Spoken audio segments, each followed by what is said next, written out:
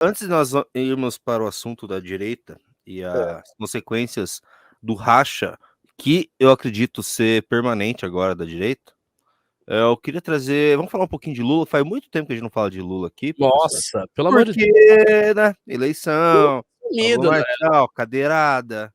Mas É. assim, o governo Lula tá passando por muitos maus bocados, né. A O última governo não tá notícia bem. é o Silvio Almeida, né, Silvio o Almeida e assim, assédio deles. mesmo sem o Twitter para ajudar-nos no governo a ficar um pouco mais desgastado, olha o que aconteceu, eu vou colocar aqui um vídeo. Dá uma olhada nisso aqui. Opa, o que é isso? Tem um monte de Da índio aí. história da república. Ó, é uma índia. Ó, espera aí, deixa eu voltar aqui. Temos hoje o pior congresso da história da república. Ah, eu tô achando isso só muito. Judiciário egocêntrico e parcial. Eita. É no evento com o Lula, tá? A Índia tá muito irritada com as coisas. Ó. Enfraquecido, acorrentado, as alianças e conchavos para se manter no poder. E ainda uma quantidade considerável de veículos de imprensa que fazem um papel sujo para o sistema dominante. Não respeitam as leis. Duro. Nem os tratados e Os índios convenções cometem verdades aí. Vivemos uma democracia Salve distorcida. Tupã, meu irmão. Para eles, somos beniagas, mas já são 524 anos de lutas. Ah, luta, ganhe guerra, então. Agora tem a resposta do Lula. Tem a resposta do Lula. Vamos ver a resposta do Lula agora. Ó, o Lula como... Mudasse o seu discurso. Hã? Eita. Lula respondeu. Eita. Olha lá, peraí. Ô, tá difícil? Quer dizer que ele é um homem branco Mudasse o seu com a discurso. Índia, é isso? Aqui não tem subserviência para ficar no poder. Eu não consigo Ô, Lula, O que não- você tem é inteligência política para saber que eu tenho um partido com 70 deputados e 513. Eu tenho 9 senadores e 81. E para me aprovar as coisas, eu sou obrigado a conversar com quem não gosta de mim.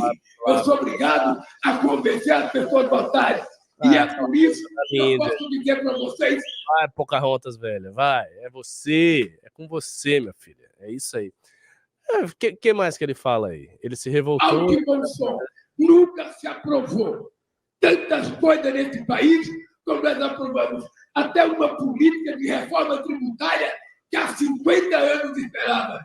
Nós acabamos de aprovar. Enfim, ele ficou muito bravo, começou a gritar, cara. Muito bravo, eu tô vendo. Que é indígena, nossa senhora. Cara, ele ficou Claro, muito isso só não tá aparecendo mais porque o cenário eleitoral tá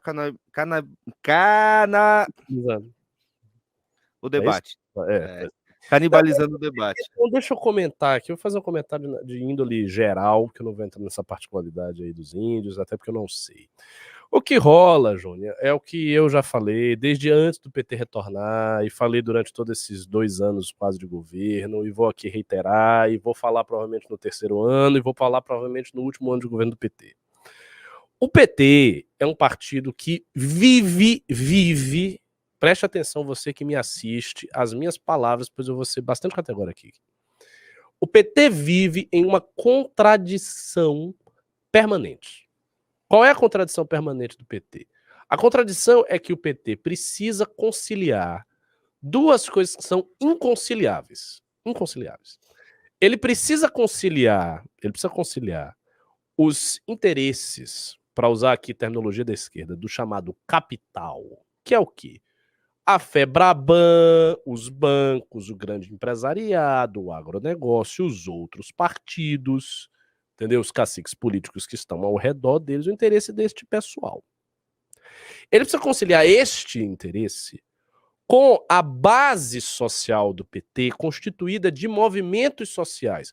Movimento indígena, MST, MTST, movimentos variados, sindicatos, CUT, etc, etc, militância estudantil e por aí vai. Então são duas coisas contraditórias. Por que elas são contraditórias? Porque os dois lados se odeiam. Como é que você consegue, por exemplo, conciliar o agronegócio brasileiro com o MST? Isso é, por definição, inconciliável.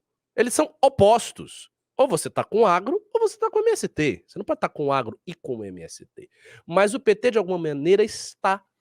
Porque o PT é um partido que, embora na sua essência esteja com esses grupos de esquerda, e seja um partido de esquerda, e seja um partido anticapitalista e tudo mais, o PT nunca teve coragem nem força para romper o pacto social brasileiro e para se radicalizar efetivamente. O PT nunca fez isso.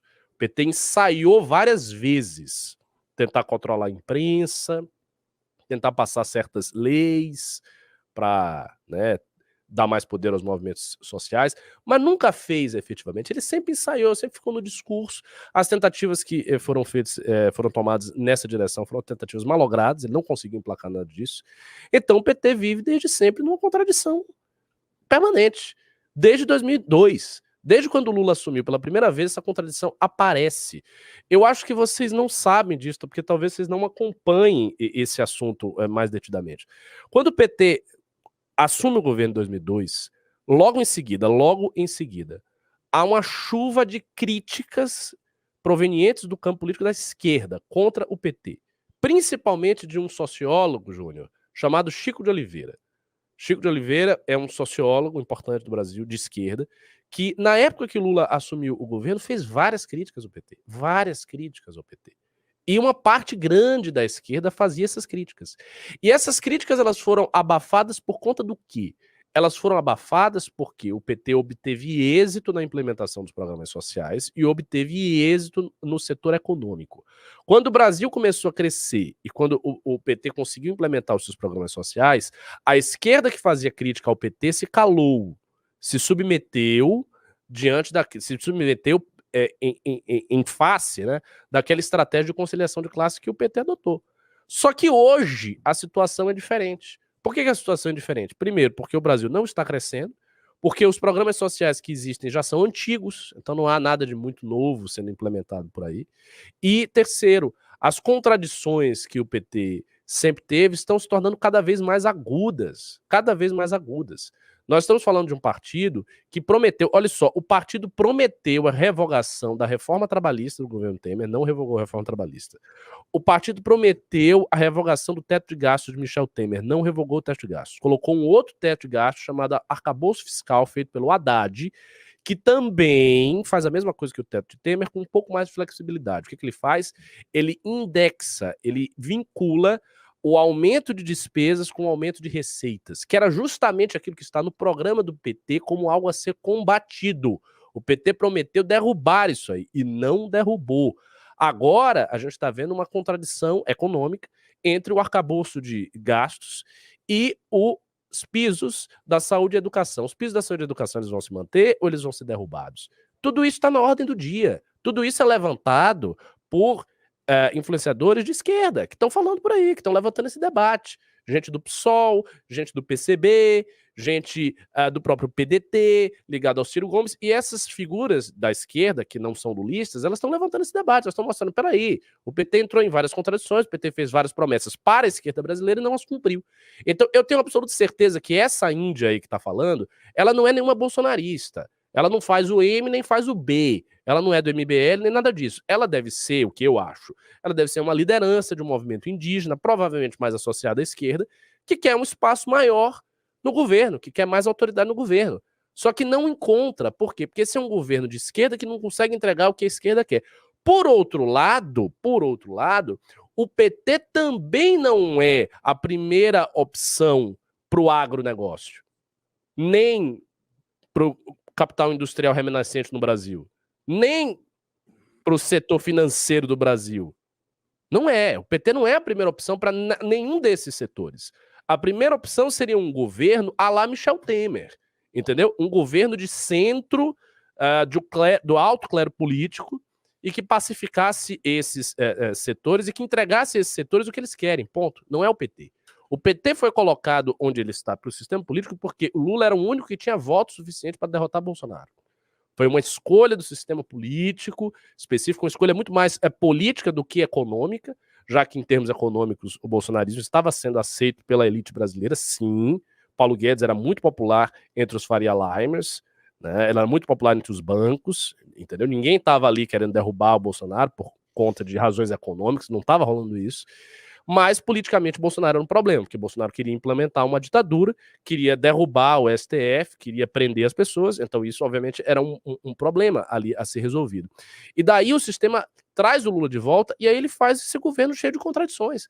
Então essas contradições vão estar amargurando, carcomendo, corroendo o Partido dos Trabalhadores até o fim, até a sua completa ruína, porque eu acho que se o PT não conseguir estabelecer um sucessor à altura do Lula e não for para 26 muito bem assegurado, talvez ele perca e talvez isso seja a ruína do partido.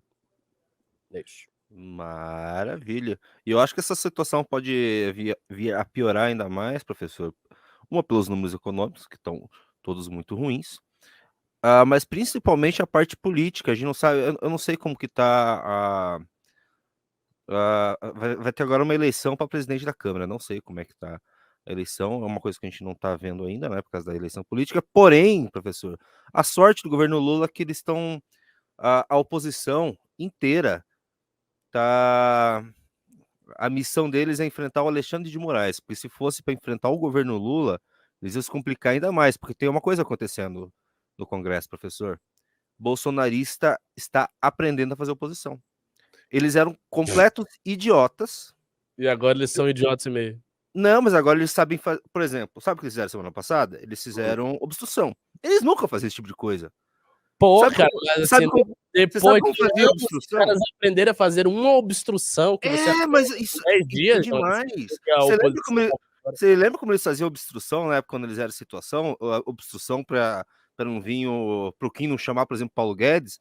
Eles iam fazer churrasco. Sim. Eles iam fazer churrasco. Não, eu entendi. Eles eram ruins demais, agora eles só são ruins. Eles estão E aí? entendendo, e tem inclusive alguns que estão sabendo lidar muito bem com as negociações ali do Congresso. O próprio Geyer ali é um bolsonarista. Dos bolsonaristas, dos deputados bolsonaristas, acho que é até o melhorzinho, tá? É isso que eu ia dizer. Eu acho que o Ele é o Gustavo melhor. Maia sempre foi um cara mais esperto. Ele tem mais. Sim. Ele não é.